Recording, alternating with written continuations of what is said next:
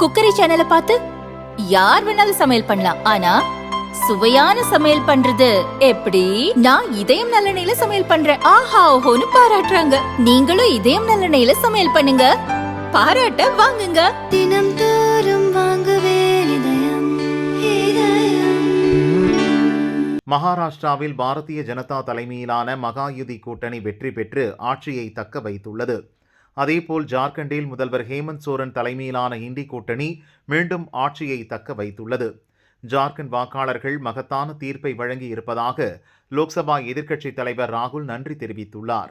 ஜார்க்கண்டில் நீர், வனம், நிலத்தை அரசியல் அமைப்புடன் சேர்ந்து பாதுகாப்பதற்கான வெற்றியாக இதை பார்க்கிறேன்.